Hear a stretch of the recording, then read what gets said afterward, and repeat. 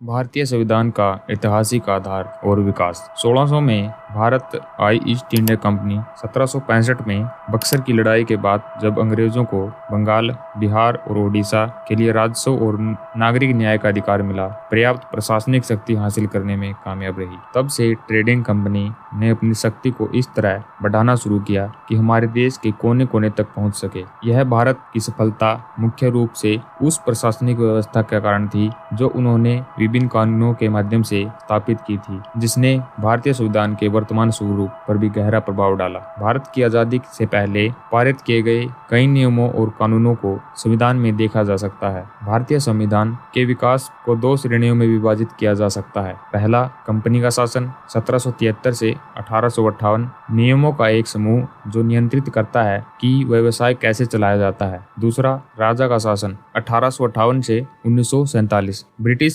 शासन की अवधि जो 1858 से 1947 तक चली। भारतीय राष्ट्रीय आंदोलन की विरासत इन सिद्धांतों को लंबे स्वतंत्रता संग्राम के दौरान गढ़ा गया था। राष्ट्रवादी आंदोलन से विरासत में मिले सिद्धांतों को संविधान सभा मूर्त रूप दे रही थी। राष्ट्रवादी आंदोलन द्वारा संविधान सभा में लाए गए सिद्धांतों का सबसे अच्छा सारांश वर्ष 1946 में नेहरू द्वारा पेश किया गया उद्देश्य संकल्प है। इस संकल्प में संविधान के पीछे की आकांक्षाओं और मूल्यों को समझाया गया है। कंपनी का शासन 1773 से 1858। कंपनी शासन 1773 से 1858 के दौरान ईस्ट इंडिया कंपनी की गतिविधियों को नियंत्रित करने और पर्यवेक्षण करने के लिए ब्रिटिश संसद ने विभिन्न अधिनियम पारित किए थे। सशस्त्र विद्रोह के बाद वर्ष 1858 में कंपनी शासन समाप्त हो गया। तब से ब्रिटिश संसद ने भारत के प्रशासन की जिम्मेदारी संभाली। बात करते हैं आगे। Regulating act 1773, Pitt's India act 1784, charter act 1793, charter act 1813, charter act 1833, charter act 1853। इसके बाद बात करते हैं रेगुलेटिंग अधिनियम 1773। बंगाल में एक गवर्नर जनरल और 4 पार्षदों की अध्यक्षता वाली सरकार बम्बई और मद्रास की प्रेसिडेंसी पर पर्यवेक्षी अधिकार रखती थी। अधिनियम ने भारत में कंपनी के क्षेत्रों के नागरिक, सैन्य और राजस्व मामलों को विनियमित करने के लिए संसद के अधिकार को मान्यता दी। बात करते हैं अधिनियम की विशेषताएं। भारत में ईस्ट इंडिया कंपनी के मामलों को नियंत्रित और विनियमित करने के लिए ब्रिटिश सरकार द्वारा उठाया गया यह पहला कदम था। इसने पहली बार कंपनी के राजनीतिक और प्रशासनिक कार्यों को मान्यता दी। भारत में केंद्रीय प्रशासन की नींव रखी। बंगाल के गवर्नर को बंगाल के गवर्नर जनरल के रूप में नामित किया और उनकी सहायता के लिए 4 सदस्यों की एक कार्यकारी परिषद बनाई। ऐसे पहले governor general Lord Warren Hastings थे। कलकत्ता में सर्वोच्च न्यायालय की स्थापना 1774 में की गई, जिसमें एक मुख्य न्यायाधीश और 3 अन्य न्यायाधीश शामिल थे। कंपनी के सेवकों को किसी भी निजी व्यापार में संलग्न होने या मूल निवासियों से उपहार या रिश्वत लेने पर रोक लगा दी गई। भारत में अपने राजस्व, नागरिक और सैन्य मामलों पर रिपोर्ट करने के लिए निर्देशक मंडल यानी कंपनी के शासी निकाय की आवश्यकता के द्वारा कंपनी पर ब्रिटिश सरकार के नियंत्रण को मजबूत किया। मुंबई और मद्रास प्रेसिडेंसी के गवर्नरों को बंगाल के गवर्नर जनरल के अधीन कर दिया। इससे पहले प्रेसिडेंसियां एक दूसरे से स्वतंत्र थी। इसके बाद बात करते हैं पीट्स इंडिया अधिनियम 1784। भारत में कंपनी के मामलों और इसके प्रशासन पर ब्रिटिश सरकार का नियंत्रण बढ़ाया। यह अधिनियम कंपनी के वाणिज्यिक और राजनीतिक कार्यों के बीच अंतर करता है। कोर्ट ऑफ डायरेक्टर्स और भारत सरकार के कार्यों को निर्देशित और नियंत्रित करने के लिए एक नियंत्रण बोर्ड की स्थापना की गई। सभी कार्यों की निगरानी और निर्देशन के लिए नियंत्रण बोर्ड को अधिकार दिया गया, जैसे नागरिक, सैन्य और राजस्व। चार्टर अधिनियम 1793। लॉर्ड कॉर्नवालिस को अपनी परिषद पर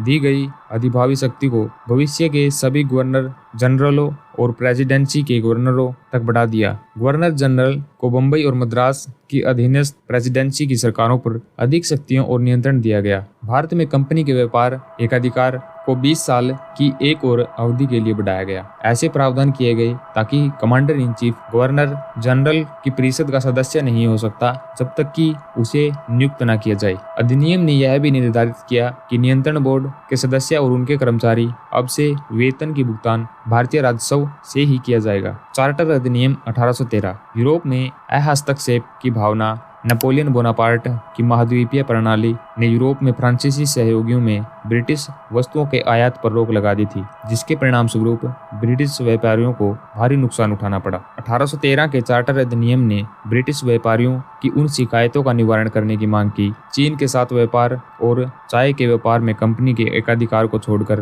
भारत में ईस्ट इंडिया कंपनी के व्यापारिक एकाधिकार को समाप्त कर दिया। इसने भारत में कंपनी के क्षेत्रों पर ब्रिटिश सम्राट की संप्रभुता पर जोर दिया। कंपनी के शासन को 20 वर्षों के लिए और बढ़ा दिया गया। नियंत्रण बोर्ड की शक्तियों को और बढ़ा दिया गया। इस अधिनियम ने नैतिक और धार्मिक सुधारों को बढ़ावा देने के लिए भारत जाने की इच्छा रखने वाले व्यक्तियों को अनुमति दी, जैसे ईसाई मिशनरी। अधिनियम ने कंपनी के क्षेत्रीय राजस्व और वाणिज्यिक लाभ को विनियमित किया। इसे अपने क्षेत्रीय और वाणिज्यिक खातों को अलग रखने के लिए कहा गया था। प्रावधान किया गया कि कंपनी को भारतीयों की शिक्षा पर प्रति वर्ष 1 लाख रुपए का निवेश करना चाहिए। स्थानीय सरकारों को व्यक्तियों पर कर लगाने और भुगतान न करने वालों को दंडित करने का अधिकार दिया। चार्टर अधिनियम 1833 प्रशासन को एक अखिल भारतीय स्वरूप देने के लिए एक नए मॉडल पर पुनर्गठित करने का मार्ग प्रशस्त किया। इस प्रकार अधिनियम ब्रिटिश भारत में केंद्रीकरण की दिशा में अंतिम कदम था। इसने सिविल सेवकों के चयन के लिए खुली प्रतियोगिताओं की एक प्रणाली शुरू करने का प्रयास किया। चाय के बाजार और चीन के साथ व्यापार पर कंपनी का एकाधिकार समाप्त हो गया। ईस्ट इंडिया कंपनी को एक वाणिज्यिक निकाय से एक प्रशासनिक निकाय के रूप में वैध बनाया गया। भारत में कंपनी के क्षेत्र महामहिम उनके और उत्तराधिकारियों के भरोसे सरकार के पास थे। बंगाल के गवर्नर जनरल को भारत के गवर्नर जनरल के रूप में नियुक्त किया गया और उसमें सभी नागरिक और सैन्य शक्तियां निहित थी। लॉर्ड विलियम बेंटिक भारत के पहले गवर्नर जनरल बने। भारत के गवर्नर जनरल के पास संपूर्ण ब्रिटिश भारत की विधायी शक्तियां थी। इस प्रकार बम्बई और मद्रास के राज्यपालों ने अपनी विधायी शक्तियों को खो दिया। पिछले अधिनियमों के तहत बनाए गए कानूनों को विनियम कहा जाता था, जबकि इस अधिनियम के तहत बनाए गए कानूनों को अधिनियम कहा जाता था। काउंसिल में गवर्नर जनरल के पास ब्रिटिश भारतीय क्षेत्रों में किसी भी कानून में संशोधन, निरस्त या परिवर्तन करने का अधिकार था। गवर्नर जनरल की सरकार को भारत सरकार कहा जाता था और परिषद को भारत परिषद कहा जाता था। भारतीय कानून आयोग 1834 की स्थापना सभी भारतीय कानूनों को संहिताबद्ध करने के लिए की गई थी। पहले विधि आयोग के अध्यक्ष लॉर्ड मैकाले थे। अब एक नोट देखते हैं। स्वतंत्र भारत के पहले विधि आयोग, इनके अध्यक्ष MC शीतलवाड़ न तो संवैधानिक निकाय और न ही वैधानिक निकाय। इसकी स्थापना 1955 में 3 साल के कार्यकाल के लिए की गई थी। तब से 21 और आयोगों की स्थापना की गई है। विधि आयोग के अंतिम अध्यक्ष सेवानिवृत्त सुप्रीम कोर्ट के न्यायाधीश न्यायमूर्ति BS चौहान थे। अधिनियम ने गवर्नर जनरल इन काउंसिल को सल्तनत युग के बाद से भारत में बनी गुलामी की स्थिति को कम करने के उपायों को अपनाने का भी निर्देश दिया। भारत में ईसाई प्रतिष्ठानों की स्थापना के लिए नियम निर्धारित किए गए और विस्पों की संख्या 3 की गई। चार्टर अधिनियम 1853 1793 और 1853 के बीच ब्रिटिश संसद द्वारा पारित चार्टर अधिनियमों की श्रृंखला का अंतिम अधिनियम ने ब्रिटिश ईस्ट इंडिया कंपनी को भारत में देशों और राजस्वों को ताज के भरोसे बनाए रखने का अधिकार दिया। 1793, 1811 और 1833 के पिछले चार्टर अधिनियमों के विपरीत किसी निर्दिष्ट अवधि के लिए नहीं, जिसने 20 वर्षों के लिए चार्टर को नवीनीकृत किया था। पहली बार गवर्नर जनरल की परिषद के विधायी और कार्यकारी अलग किए गए। इसने परिषद में विधान पार्षद कहे जाने वाले 6 नए सदस्यों, इनमें कुल 12 को जोड़ने का प्रावधान किया। परिषद के इस विधायी खंड ने ब्रिटिश संसद के समान प्रक्रियाओं को अपनाते हुए लघु संसद के रूप में कार्य किया। कानून सदस्य मतदान के अधिकार के साथ पूर्ण सदस्य बन गया। सिविल सेवकों के चयन और भर्ती खुली प्रतियोगिता प्रणाली की शुरुआत की। इस प्रकार इसे भारतीयों के लिए भी खोल दिया गया। 1854 में भारतीय सिविल सेवा पर मैकाले समिति की नियुक्ति का मार्ग प्रशस्त किया। बोर्ड ऑफ डायरेक्टर्स की संख्या 24 से घटाकर 18 कर दी गई, जिनमें से 6 लोगों को ब्रिटिश क्राउन द्वारा नामित किया जाना था। अधिनियम ने पहली बार भारतीय विधान परिषद में स्थानीय प्रतिनिधित्व भी पेश किया।